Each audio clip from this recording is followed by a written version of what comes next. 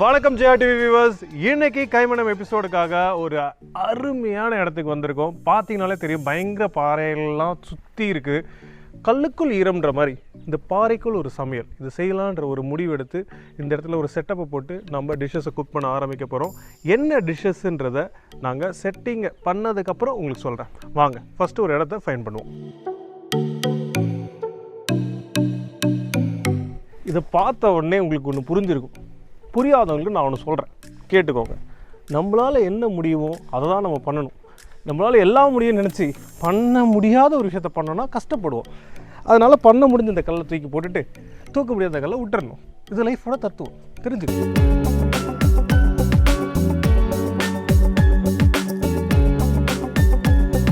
இந்த இடத்த பார்த்தீங்களா, இது கண்டிப்பாக ஒரு குட்டி தண்ணி வரக்கூடிய ஒரு இடமா இருந்திருக்கணும். மழை பெஞ்சா ஒரு வேளை இந்த இடத்துல தண்ணி நின்னதுக்கான சோடுகள் நிறைய பார்க்க முடியுது. ஸோ இந்த இடத்துல பார்த்தீங்களா, பாசெல்லாம் படிஞ்சு இங்கே இன்னும் ஈரவாட்டமே இருக்குது. இதெல்லாம் இயற்கையோட ஒரு அதிசயம்னு சொல்லலாம். இந்த இடத்துக்கிட்ட நின்றுட்டு நான் பண்ண போகிற விஷயம் புதுசும் இல்லை, நீங்கள் பார்க்க போகிற விஷயமும் புதுசும் இல்லை. என்ன எழுதுவாங்க எல்லாரும், அந்தந்த வயசில் ஒன்று எழுதுவாங்க. இந்த வயசுக்கு நான் என்ன எழுதுறேன்றதை பார்க்குறீங்க. நல்லா எழுதுதே.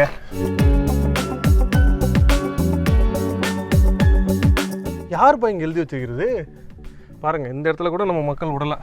நம்ம ஊரில் ஃப்ளாட்டை பிடிக்கிற மாதிரி இந்த பாறையில் எழுதுகிற இடத்த கூட பிடிச்சி வச்சுக்கிறாங்கப்பா.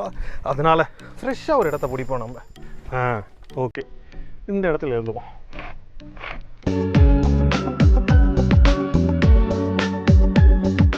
நம்ம ஆஞ்சநேயர் வந்து மனசை உடச்சி உள்ளே யாருக்காங்க காட்டின மாதிரி ஏடுக்கு இது மாதிரி அவுட்டோர் வந்தால் யார் மனசில் இருக்காங்க தான் எழுதியிருக்கேன். கைமணம் டீம். நீங்கள் அதை க்ளோஸ்அப்பில் காட்டுங்க, நான் போய் ஸ்பாட்டை ரெடி பண்ணுறேன். ஒன்று இருந்தால் அங்கே கைமணம் குரூப்புன்னு ஒருத்தவங்க இருப்பாங்க. அந்த கைமணம் குரூப்புன்னு ஒருத்தவங்க இருந்தோன்னா அந்த இடத்துல குக்கிங்னு ஒன்று நடக்கும். எவ்வளோ கஷ்டப்பட்டு இவ்வளோ பெரிய மலை மேலே எல்லா விஷயத்தையும் எடுத்துகிட்டு வந்து செட்டப் போட்டு நானே உட்காந்து ரெடி ஆகிட்டேன். கேமராமேன் வரதுக்கு டிலே ஆகிடுச்சு, அதனால தான் வெயிட்டிங். அது வரைக்கும் நம்ம ஒரு சின்ன சின்ன ப்ரெப்பிங்லாம் பண்ணிகிட்ருக்கோம். ஸோ இன்றைக்கி ஒரு சூப்பரான டிஷ் சவுத் இண்டியன் ப்ரிப்ரேஷனில் பார்க்க போகிறோம். ஆனால் அதில் சின்ன சின்ன tips and tricks and twist இது எல்லாமே இருக்க போகுது. என்ன பண்ண போகிறோன்னு பார்த்தீங்கன்னா, மஷ்ரூம் காளான் மிளகு ஸ்டஃப்டு சிக்கன், அது கூட கொரியாண்டர் கறி சாஸ். கேட்குறதுக்கு இன்னமும் டிஃப்ரெண்ட்டாக இருக்குன்னு நினைக்காதீங்க. நம்ம ஊர் டிஷ்ஷு தான். எவ்வளோ நாள் தான் சிக்கன் குழம்பு, சிக்கன் ரோஸ்ட்டு, சிக்கன் தொக்குன்னு பண்ணி சாப்பிடுவோம். அதுலேருந்து டிஃப்ரெண்ட்டாக செஞ்சு சாப்பிட்டா எப்படி இருக்கும்ன்ற இமேஜினேஷனோட ரெசிபிஸ் தான் இது எல்லாமே. இந்த ரெசிபி ரொம்பவே சிம்பிளான ரெசிபி. நான் சொல்கிற ஸ்டெப்ஸை ஃபாலோ பண்ணிங்கன்னா அட்டகாசமாக வீட்டிலேயே 5 ஸ்டார் ஹோட்டலாம் தோக்கடிக்கிற மாதிரி ஒரு டிஷ் நம்ம ஊர் ஃப்ளேவரில் நம்ம செய்ய போகிறோம். வாங்க செய்ய ஆரம்பிச்சுக்கலாம்.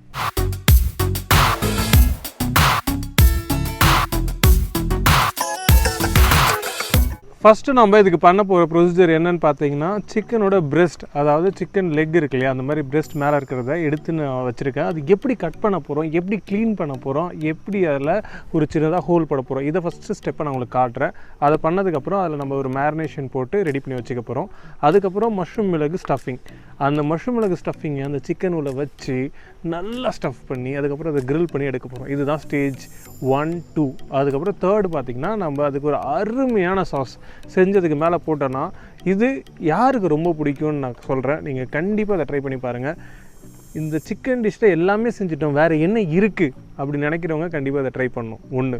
ரெண்டாவது, நான் டயட்டில் இருக்கிறேன், எனக்கு ஹெல்த்தியான ஃபுட்டு வேணும், டிஃப்ரெண்ட்டாக வேணும், சிக்கன் அதிகமாக சாப்பிட சொல்லியிருக்காங்க, ஜிம்முக்கு போகிறோம், ப்ரோட்டீன் வேணும்னு நினைக்கிறவங்க டெஃபினெட்லி ட்ரை பண்ணுங்கள். ஆனால் அந்த சிக்கன் சாப்பிட்டாலுமே வந்து ரப்பரியாக இருக்குது, நம்ம ஊர் டேஸ்ட் இல்லை, சாப்பிட்ட மாதிரி ஒரு ஃபீலே இல்லைன்றவங்க கண்டிப்பாக அதை ட்ரை பண்ணணும். ஏன்னா ஒரு சவுத் இண்டியன் ப்ரிப்ரேஷனில் பண்ணுறோம். சின்ன சின்ன விஷயத்தை நீங்கள் ஸ்கிப் பண்ணிக்கலாம். ஃபார் எக்ஸாம்பிள், சின்னதாக நம்ம அதில் சீஸ் போடுவோம், அது ஆப்ஷனல் தான். ஸோ அந்த மாதிரி நீங்கள் ஸ்கிப் பண்ணிட்டு பண்ணிங்கன்னா ரொம்ப சூப்பராக இருக்கும். ஸோ ஸ்டார்ட் பண்ணிக்கலாம் வாங்க.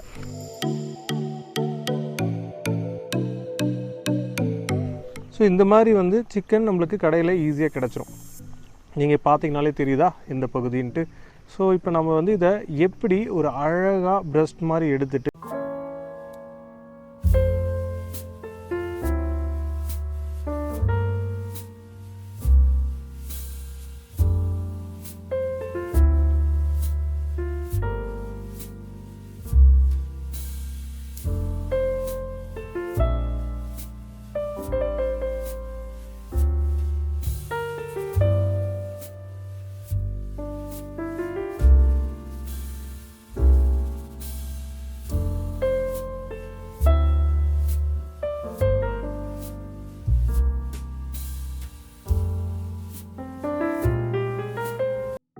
ஒரு 5 ஸ்டார் ஹோட்டலில் போனீங்கன்னா இந்த மாதிரி தான் கட் பண்ணி கிரில் சிக்கன் பிரெஸ்ட்டுன்னு சொல்லுவாங்க. இது எல்லாமும் நம்ம வந்து வேறு ஒரு ட்ரை ப்ரிப்பரேஷன் யூஸ் பண்ணிக்கலாம். ஆனால் பிரெஸ்ட்டு இந்த மாதிரி நீங்கள் எடுத்துட்டிங்கன்னா போதும். இது வந்து நீங்கள் ஒரு சின்ன ஹோல் போட்டுட்டு அதில் நம்ம ஸ்டஃபிங் பண்ண ஆரம்பிக்க போகிறோம். இந்த ஹோல் எங்கே போடுறதுன்றதை காட்டுறேன். அவ்வளோதான். இது வந்து நம்ம ஜென்டில் ஃபிங்கரை நீங்கள் ப்ரெஸ் பண்ணிங்கன்னா அழகாக அந்த ஹோல் உங்களுக்கு பெருசாகிடும். This is the way we going to like stuff it. So stuffing கடைசி வரைக்கும் உங்களுக்கு போகும். இந்த மாதிரி ஒரு ஸ்டஃபிங் தான் பண்ண போகிறோம். இதே மாதிரி இன்னொரு பிரெஸ்ட்டையும் நம்ம கட் பண்ணி எடுத்துக்கலாம்.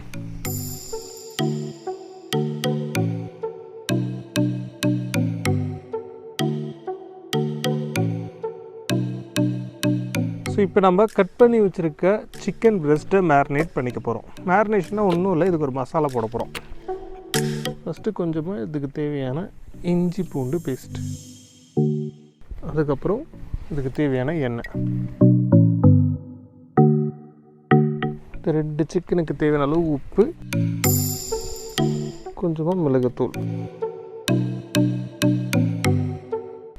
மிளகுத்தூள் போட்டதுக்கப்புறம் ஒரு பிஞ்ச் அளவுக்கு மஞ்சத்தூள், அப்புறம் சில்லி பவுடர், கொரியாண்டர் பவுடர்.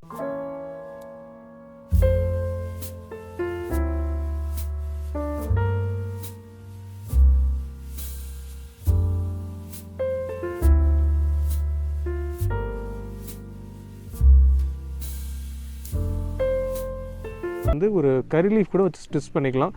என்னன்னா அந்த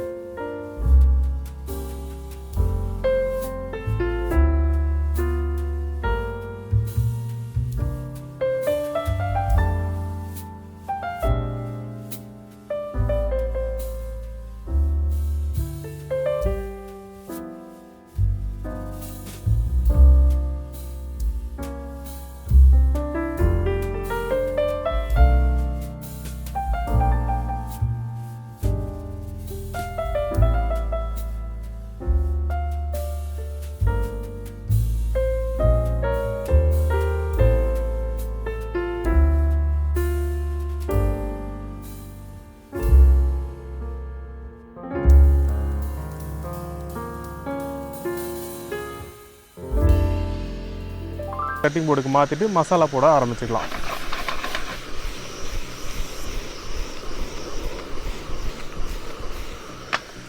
ஸோ இப்போ பார்த்தீங்கன்னா நம்ம மஷ்ரூம் நல்லா குக் ஆகிடுச்சு. இதை நம்ம கட்டிங் போர்டுக்கு மாற்றிட்டு மசாலாவை ரெடி பண்ண ஆரம்பிச்சுக்கலாம்.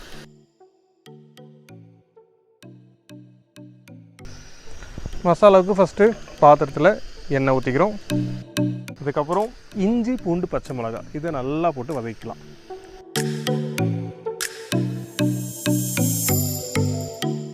இதோடைய பச்சை வாசனை போனதுக்கப்புறம் நம்ம வெங்காயத்தை ஆட் பண்ண போகிறோம். இந்த டிஷ்ஷில் தக்காளி கிடையாது.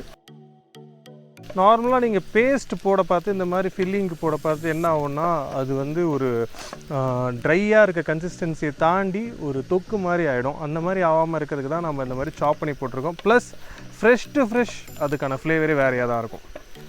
ஓகே, இந்த ஸ்டேஜில் நம்ம இதுக்கான ஆனியனை சேர்த்துக்கிறோம்.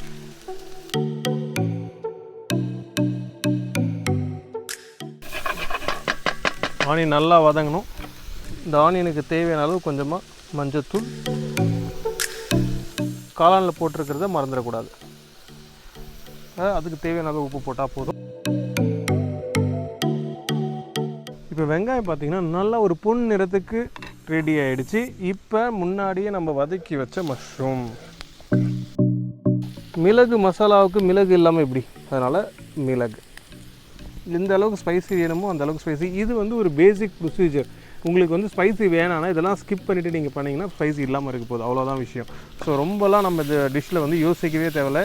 எப்படி வேணாலும் யாருக்கு வேணாலும் எந்த டேஸ்ட்டில் வேணாலும் இதை நீங்கள் மாடிஃபை பண்ணிக்கலாம். நான் மஷ்ரூம் மிளகு மாதிரியே பண்ணுறதுனால எனக்கு கொஞ்சம் அதிகமான பெப்பர் பவுடர், குழம்பு தூள் கொஞ்சம் தேவைப்படுது. அண்ட் ஒரு பிஞ்ச் ஹோல் கரம் மசாலா, அவ்வளவுதான். இப்போ இது வந்து குக் ஆனதுக்கப்புறம் ஒரு பாத்திரத்தை எடுத்து வச்சுட்டு கோல்ட் ஆனதுக்கப்புறம் நம்ம சிக்கன் உள்ள ஸ்டஃப் பண்ண போகிறோம்.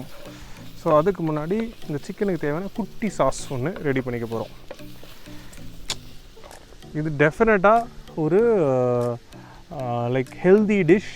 அதை தாண்டி ஒரு இன்ட்ரெஸ்டிங்காக இருக்கும். நார்மலாக செஞ்சு போர் அடித்தது இல்லாமல் இது main course by itself. சரி, சிக்கன் செஞ்சுட்டோம் தொட்டுக்கு என்னன்னு கிடையாது, சிக்கனே மெயின் கோர்ஸ். அந்த மாதிரி ஒரு டிஷ் தான் நம்ம இன்றைக்கி செஞ்சிட்ருக்கோம்.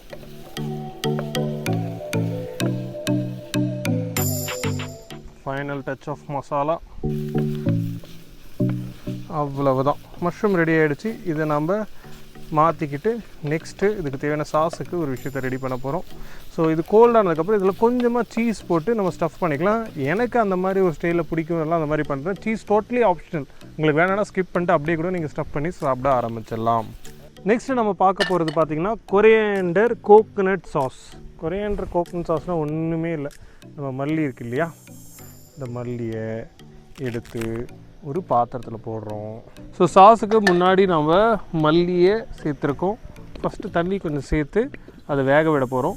நல்லா அது வெந்ததுக்கப்புறம் அது கூட கொஞ்சம் தேங்காய் பால் போட்டு நம்ம சுண்டை வச்சுட்டோன்னா சாஸ் ரெடி ஆகிடும். ஃபைனல் ஃபினிஷிங் எப்படி பண்ணுறதுன்றதான் நான் உங்களுக்கு சொல்கிறேன். ஸோ பேசிக்லி வந்து இந்த சாஸ் எதுக்காகன்னு பார்த்தீங்கன்னா, நம்ம சிக்கன் மேரினேஷன் ஒன்று போட்டிருக்கோம், க்ரில் பண்ணியிருக்கோம், ட்ரை ஆகிடும், உள்ளே இருக்கக்கூடிய ஸ்டஃபிங் இருக்கும். இது எல்லாமே கொஞ்சம் ட்ரையாக இருக்கிறதுனால இன்னொரு ஜூஸியான எலமெண்ட் இருந்தால் எப்படி இருக்கும் டிஷ், அதுக்கான விஷயத்தை தான் நம்ம பண்ணிகிட்ருக்கோம். இது கூட ஒரு 2 பல் பூண்டு ஃப்ளேவருக்காக. இந்த சாஸுக்கு தேவையான அளவு கொஞ்சம் உப்பு. ஸோ இவங்க நல்லா கொதிச்சதுக்கப்புறம் நம்ம தேங்காய் பாலை ஆட் பண்ணிக்கலாம். இது ரிடக்ஷன் மாதிரி ஆகிடுச்சு, அதாவது நல்லா சுண்டிடுச்சு. இந்த ஸ்டேஜில் இதுக்கு தேவையான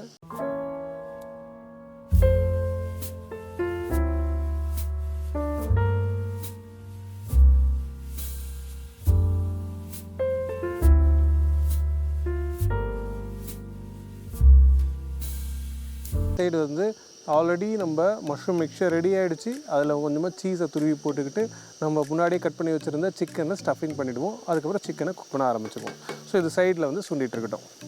பட் போட்டிங்கன்னா சூப்பராக இருக்கும், இல்லாமல் நீங்கள் செஞ்சிங்கனாலும் நல்லா தான் இருக்கும். ஹெல்த் கான்ஷியஸாக பண்ணுறவங்களுக்கு மேபி சீஸ் வந்து ஆப்ஷனலில் நீங்கள் ஸ்கிப் பண்ணிடலாம். டேஸ்ட் கான்ஷியஸாக பண்ணுறவங்க கண்டிப்பாக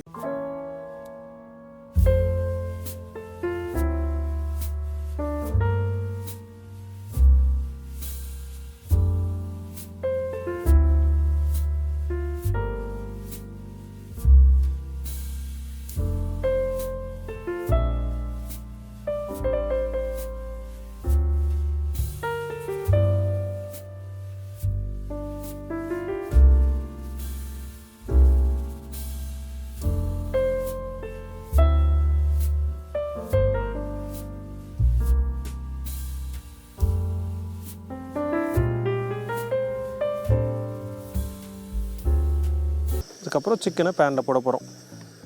ஸ்கின் சைட் டவுனுன்னு சொல்லுவாங்க. ஸோ முதல்ல தோல் எந்த சைடு இருக்கோ அந்த சைடை பேனில் போடுறோம்.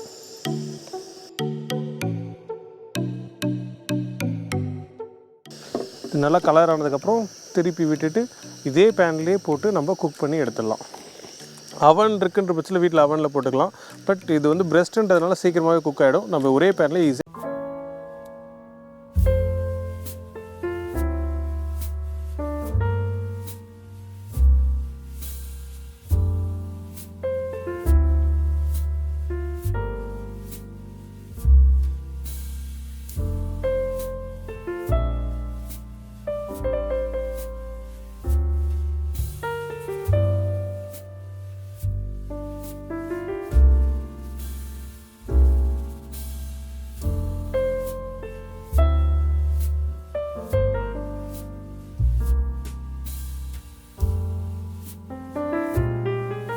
பொட்டேட்டோ போட்டுக்க போகிறோம். இது வந்து நீங்கள் ரைஸ் வச்சுனாலும் நீங்கள் சப்ஸ்டியூட் பண்ணிக்கலாம். நார்மலாக வந்து நம்மளுக்கு ப்ரோட்டீன் கிடைக்க பார்த்து ஒரு கார்ப்ஸ் இருந்தால் நல்லாயிருக்குன்னு சொல்லுவாங்க. அதாவது ஒரு ரைஸோ இல்லை பொட்டேட்டோவோ இருந்தால் நல்லாயிருக்கும். நான் இப்போ பேபி பொட்டேட்டோ யூஸ் பண்ண போகிறேன். இந்த பேபி பொட்டேட்டோ க்ரஷ் பண்ணி போட்டுட்டு அதில் கொஞ்சம் சால்ட் பெப்பர் போட்டு டாஸ் பண்ணிக்க போகிறோம். அதை பேஸாக வச்சுட்டு சிக்கனை ஸ்லைஸ் பண்ணி வச்சுட்டு அந்த சாஸை போட்டோன்னா நம்ம டிஷ் ரெடி ஆகிடும். ஸோ இப்போ நம்ம ஒரு பேபி பொட்டேட்டோ ஆல்ரெடி பாயில் பண்ணி வச்சுருக்கோம். அதை இந்த மாதிரி நீங்கள் க்ரஷ் பண்ணிங்கன்னா இந்த மாதிரி இருக்கும். ஸோ இந்த மாதிரி நம்ம அந்த பேபி பொட்டேட்டோ எல்லாத்தையும் அமுத்தி எடுத்து வச்சுக்கலாம். இது வந்து நான் முன்னாடியே சொன்ன மாதிரி ஆப்ஷனல். இது நீங்கள் வந்து வச்சு சாப்பிட பார்த்து ஒரு சூப்பர் காம்போவாக இருக்கும். இல்லை நீங்கள் ரைஸை வச்சு நீங்கள் யூஸ் பண்ணிக்கலாம். இப்போ இந்த பொட்டேட்டோக்கு தேவையான அளவு கொஞ்சமாக பட்டர், அதுக்கப்புறம் இந்த பொட்டேட்டோ, கொஞ்சமாக உப்பு, கொஞ்சம் பெப்பர் பவுடர், கொஞ்சமாக சில்லி பவுடர், அவ்வளோதான். இது நல்லா ரோஸ்ட் பண்ணிவிடுவோம். ஸோ அது வந்து ஃபுல்லாக குக் ஆகுன்ற அவசியமே இல்லை. நீங்கள் பேன் ஹீட் ஆச்சுனாலே போதும். ரெண்டு சைடும் அந்த ஹீட்லேயே அது கலர் ஆகிடும். ஸோ அதனால் நல்லா ஹீட் பண்ணி டாஸ் பண்ணிவிட்டு நம்ம நெக்ஸ்ட்டு பிளேட்டிங் பண்ண ஆரம்பிச்சிடலாம். ஆஃப் பண்ணிவிட்டு சைடில் எடுத்து வச்சுட்டு நெக்ஸ்ட்டு அழகாக சிக்கனை ஸ்லைஸ் பண்ண போகிறோம்.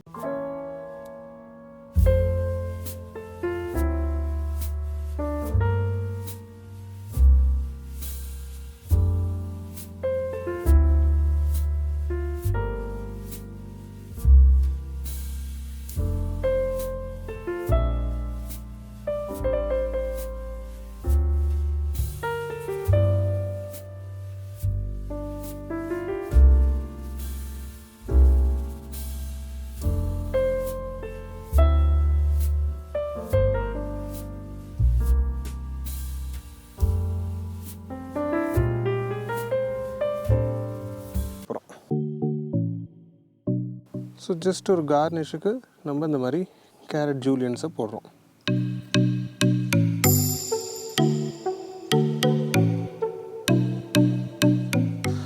ஸோ ஜஸ்ட் அந்த கார்னிஷ்காக அதே மாதிரி இந்த வெத்தலையை வச்சு நம்ம கோன் மாதிரி வச்சுருக்கோம். இப்போ நெக்ஸ்ட்டு டேஸ்ட் பண்ண வேண்டியதான்.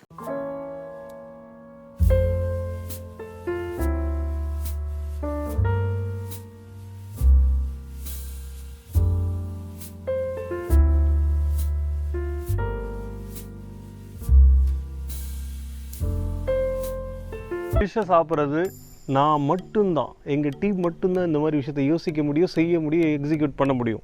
இந்த மாதிரி நிறைய பேச என்னால் முடியாது. ஏன்னா சிக்கன் இஸ் வெயிட்டிங். இந்த டிஷ் ரொம்பவே ஃபேவரட். ஏன்னா ஒரு taste wise plus health wise இது எல்லாமே சேர்ந்த க்ரியேஷன் இதுவாக தான் இருக்க முடியும். நம்ம இப்போ சாஸில் டிப் பண்ணி சாப்பிட்லாம். போன் அப்பிட்டீட்டோ. ஏன்னா இந்த மாதிரி டிஷ் இருக்குல்ல, அதனால் சாஸ் ஒரு மேஜிக் க்ரியேட் பண்ணியிருக்கு. அதுவும் நம்ம இதில் க்ரீம் எதுவுமே சேர்க்காமல் வெறும் கோகனட் மில்கை வச்சு பண்ணியிருக்கோம். வெறும் கொரியாண்டர் கோகனட் மில்கை வச்சு இந்த மாதிரி ஒரு சாஸ், அது கூட காளான் மிளகு ஸ்டஃபிங் பண்ண சிக்கன், அதுக்கப்புறம் பொட்டேட்டோ, எல்லாமே சேர்ந்து ஒரு மேஜிக் தான் க்ரியேட் பண்ணுதுன்னு சொல்லலாம். அந்த மாதிரி சூப்பராக இருக்கு.